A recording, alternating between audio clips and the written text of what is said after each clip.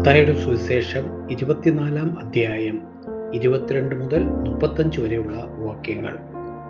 ആ നാളുകളിൽ ചുരുങ്ങാതിരുന്നാൽ ഒരു ജഡവും രക്ഷിക്കപ്പെടുകയില്ല.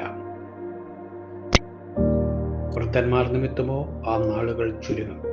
അന്നും ആരാനും ഞങ്ങളോട് ഇതാ ക്രിസ്തു ഇവിടെ അല്ല അവിടെ എന്ന് പറഞ്ഞാൽ വിശ്വസിക്കരുത്.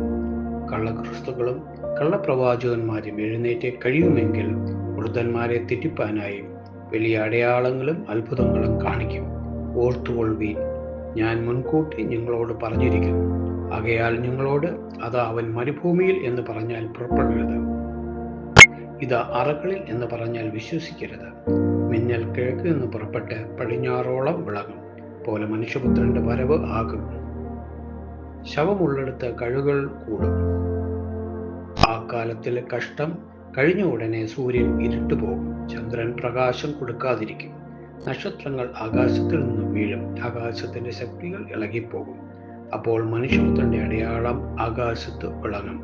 അന്ന് ഭൂമിയിലെ സകല ഗോത്രങ്ങളും പ്രലാപിച്ചുകൊണ്ട് മനുഷ്യപുത്രൻ ആകാശത്തിലെ മേഘങ്ങളിൽ മഹാശക്തിയോടും തേജസ്സോടും കൂടി വരുന്നത് കാണും. അവൻ തന്റെ ദൂതന്മാരെ മഹാകാഹള ധ്വനിയോടുകൂടി അയക്കും. അവർ തന്റെ വൃദ്ധന്മാരെ ആകാശത്തിന്റെ അറുതി മുതൽ അറുതി വരെയും 4 ദിക്കിൽ നിന്നും കൂട്ടിച്ചേർക്കും. അത്തിയെ നോക്കി ഉപമ പഠിപ്പീൻ. അതിന്റെ കൊമ്പ് ഉള്ളതായി ഇല തളിർക്കുമ്പോൾ വേനൽ അടുത്തു എന്ന് നിങ്ങൾ അറിയുന്നുവല്ലോ. അങ്ങനെ നിങ്ങൾ ഇത് ഒക്കെയും കാണുമ്പോൾ അവൻ അടിക്ക വാതിക്കൽ തന്നെ ആയിരിക്കുന്നു എന്ന് അറിഞ്ഞുകൊള്ളുവീൻ. ഇതൊക്കെയും സംഭവിക്കുവോളം ഈ തലമുറ ഒഴിഞ്ഞു പോകുകയില്ല എന്ന് ഞാൻ സത്യമായിട്ട് നിങ്ങളോട് പറയുന്നു. ആകാശവും ഭൂമിയും ഒഴിഞ്ഞു പോകും, എന്റെ വചനങ്ങളോ ഒഴിഞ്ഞു പോകുകയില്ല.